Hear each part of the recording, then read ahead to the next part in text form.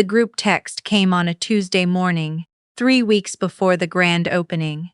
My mother-in-law sent it to everyone in the family. My father-in-law, her son Reed, the restaurant managers, her sister from Elmhurst, 2 cousins, but not to me. I only saw it because Kieran forgot to silence his phone, and it lit up on the kitchen counter while we were eating breakfast. The 4th Castellanos location launch will be covered by the Chicago Tribune, WGN, and 2 local stations. Franchise investors will be in attendance. We want to present a polished, unified family image. Spouses who are not part of daily operations should plan to skip this one. We appreciate your understanding. She didn't write my name. She didn't have to.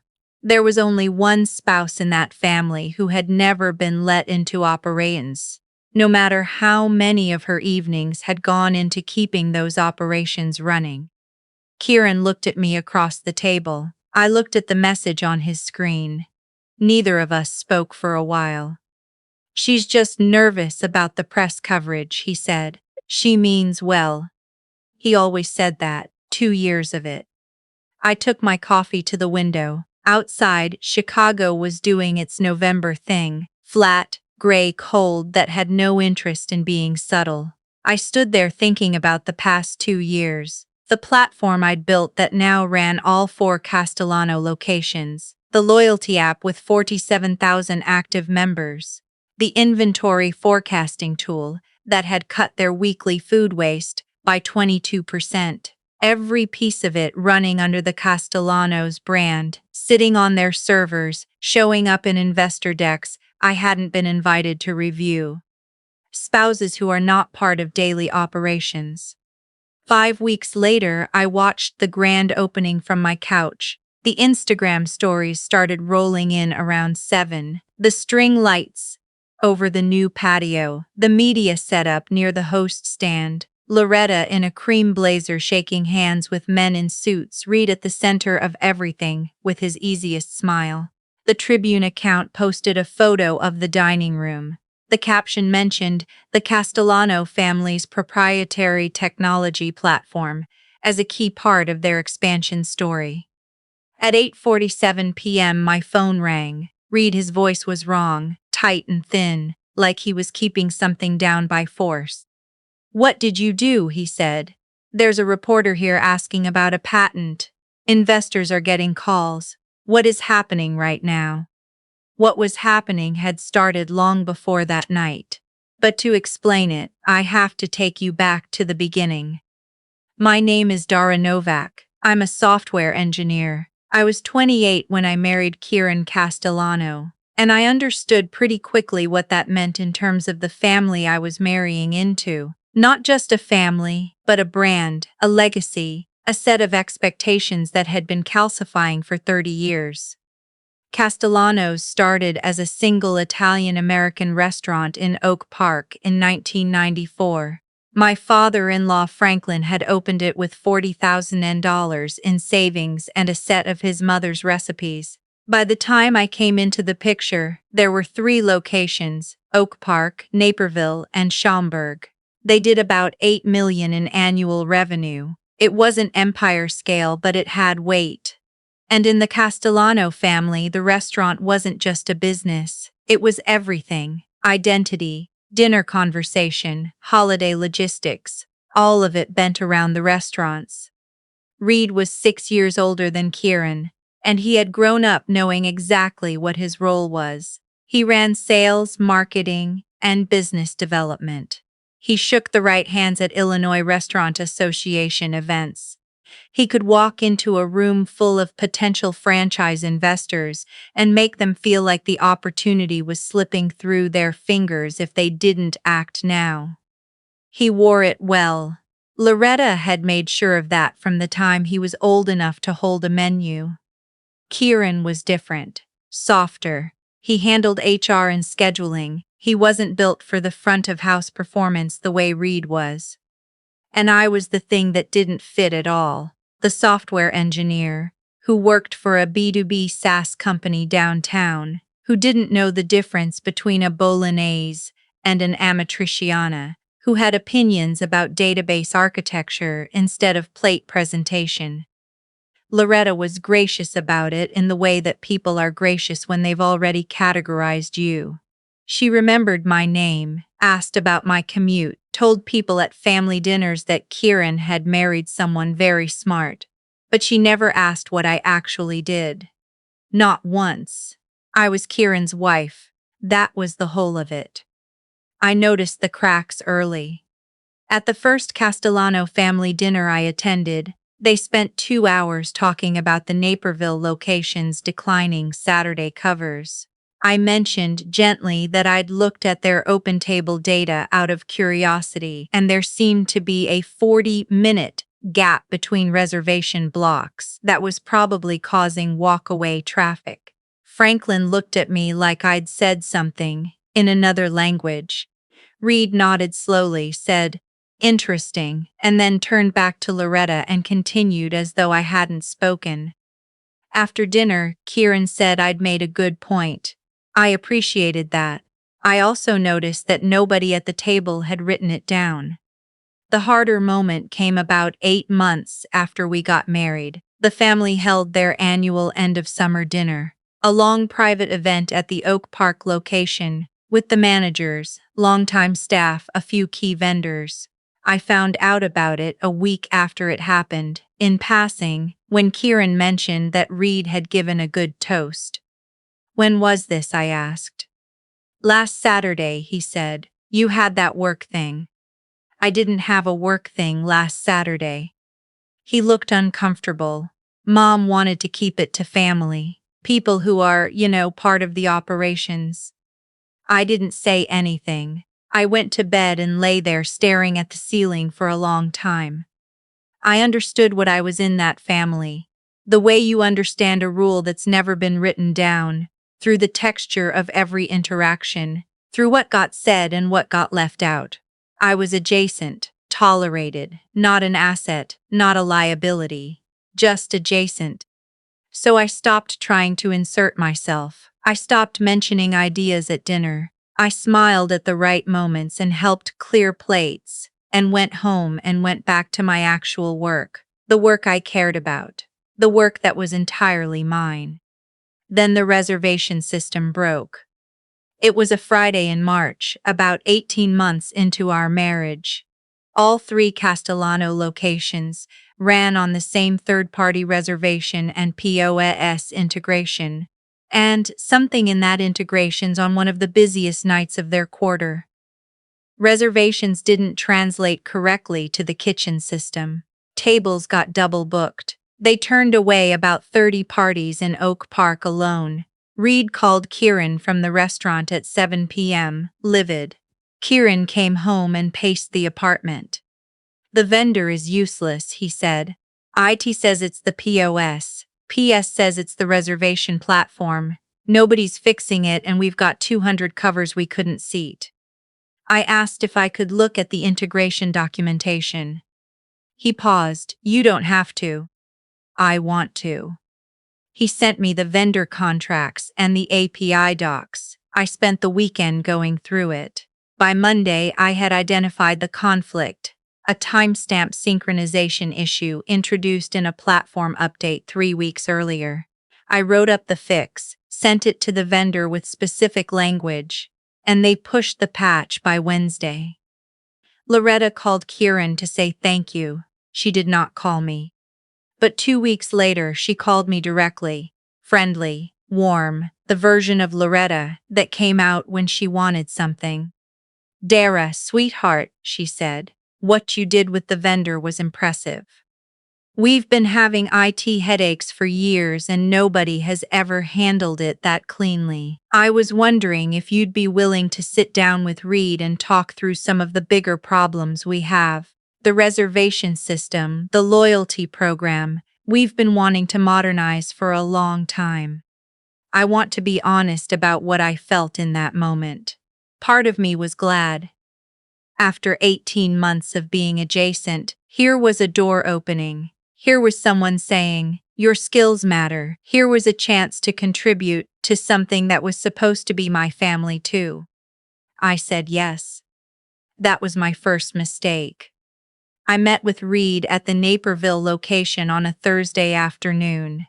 He had a yellow legal pad and a large coffee, and the easy confidence of someone who has always been the most important person in every room he's entered. He walked me through their pain points. The existing loyalty program was a literal paper punch card system collected at the register. No data, no personalization, no way to track customer value.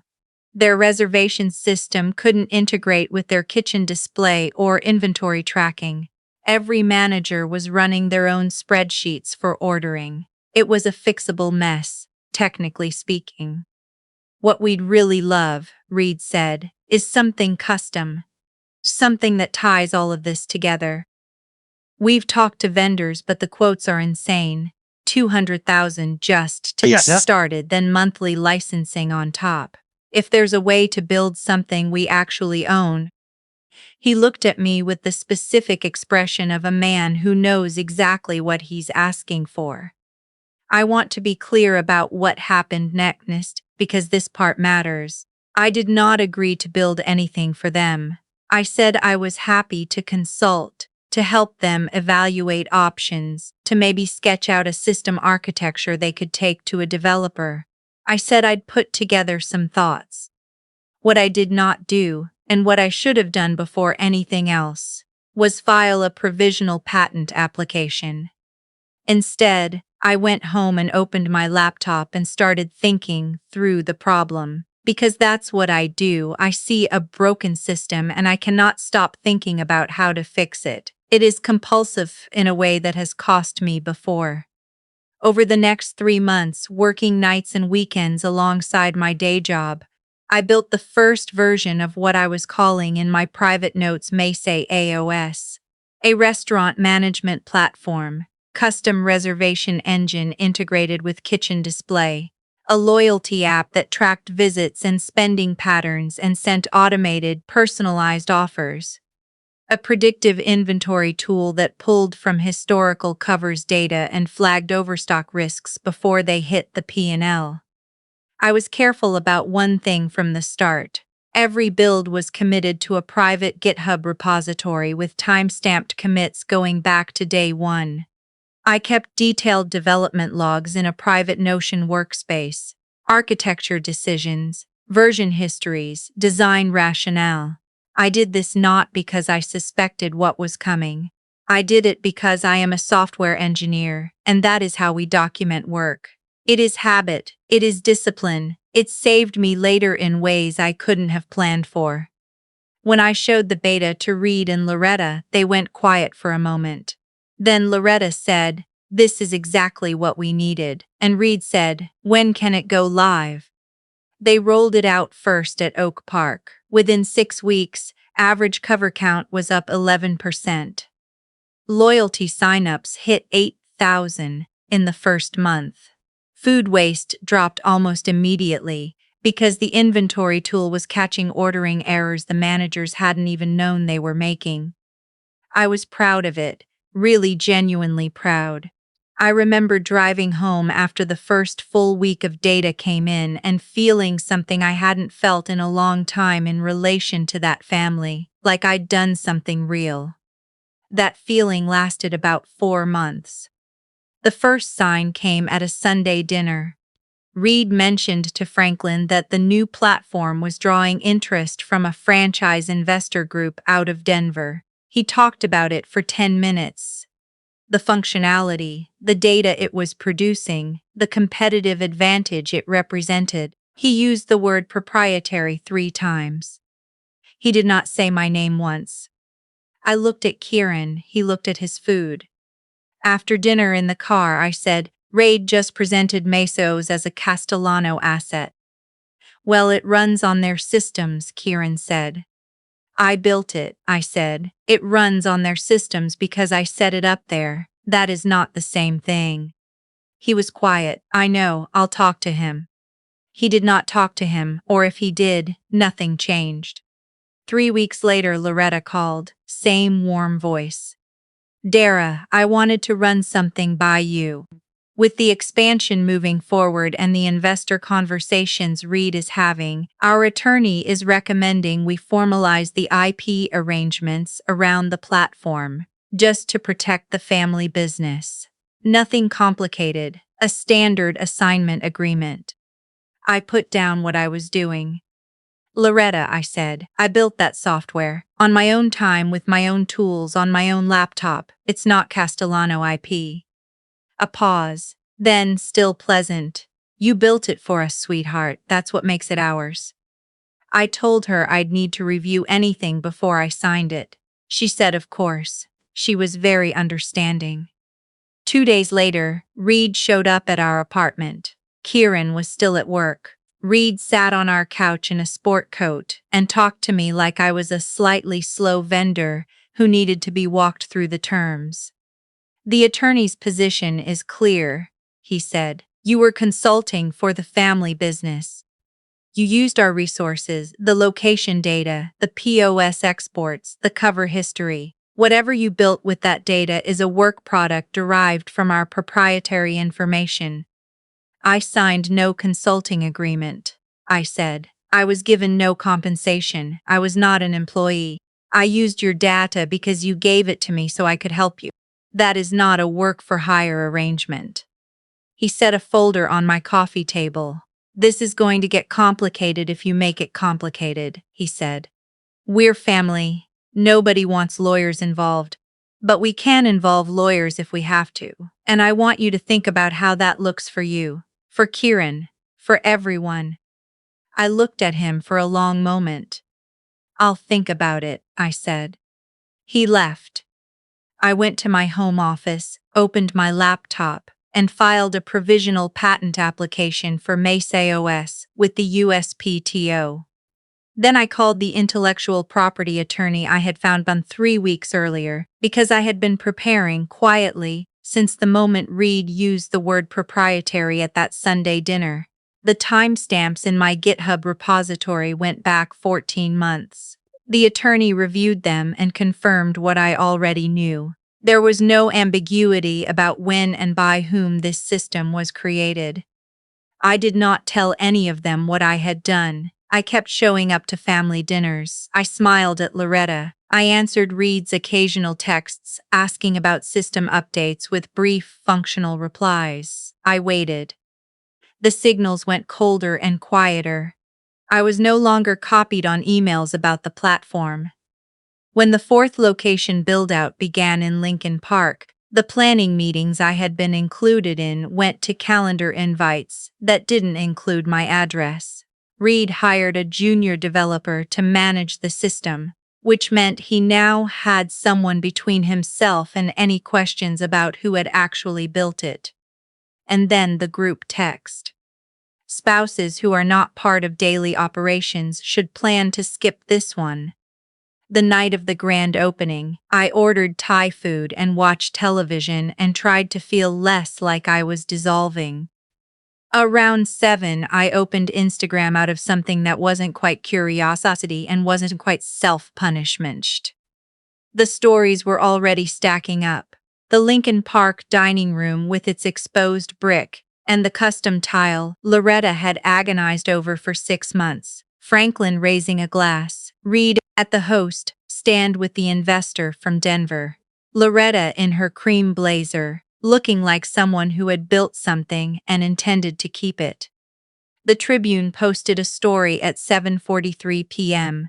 Local restaurant chain Castellanos bets on proprietary tech for national expansion. The piece quoted Reed extensively. It described the platform as developed in-house by the Castellano team.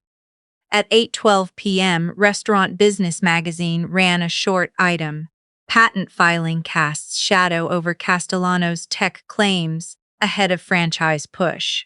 My attorney had worked with a journalist contact. The filing records were public. The timestamps were public. The provisional application, now converted to a full utility patent, showed a filing date 16 months before the earliest internal Castellano document referencing the platform. The item quoted a brief statement from me. Mesa OS was developed independently prior to any involvement with Castellano's Italian restaurant group. The intellectual property belongs to its creator. At 8:47 p.m. Reed called. "What did you do?" I let him say everything he needed to say. The investors were calling.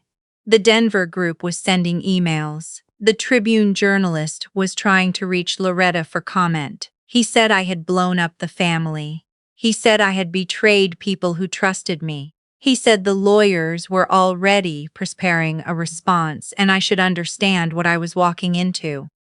I said, everything I did with documentation. I suggest your lawyers read the patent filing carefully. Then I hung up. Loretta called 20 minutes later, then Franklin. I let them both go to voicemail. I ate my pad thai and watched the Instagram stories stop updating. The weeks after were more public than I had anticipated.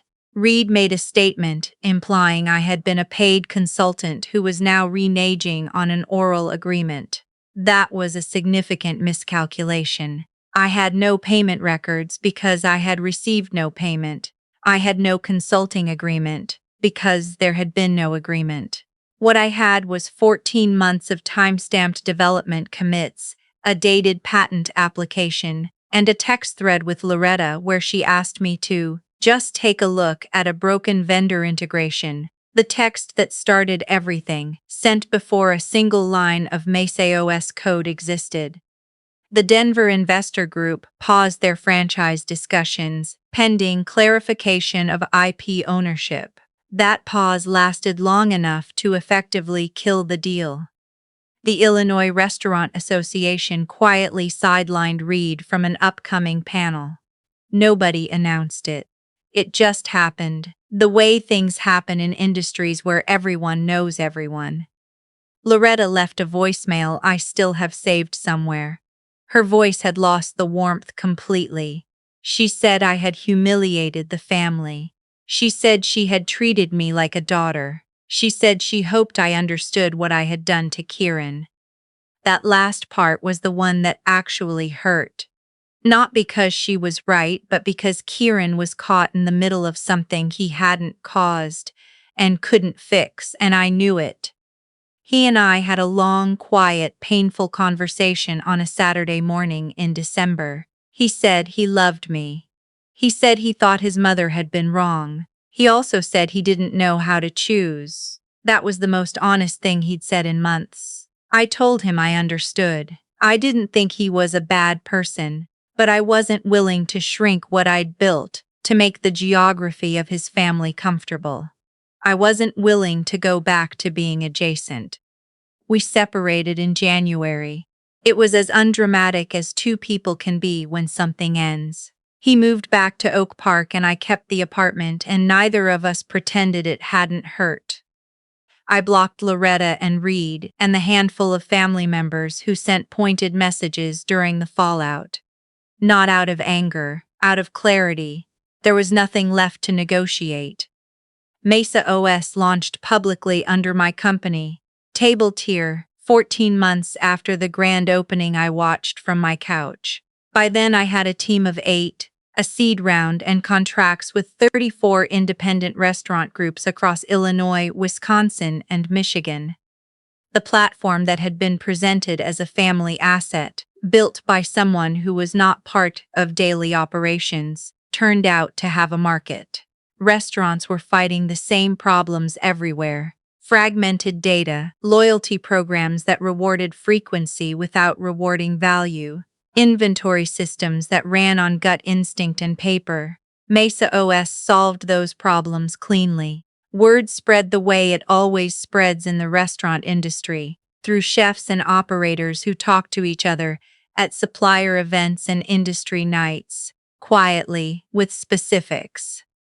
By the end of the second quarter after launch, Table Tier had passed $3 million in ARR.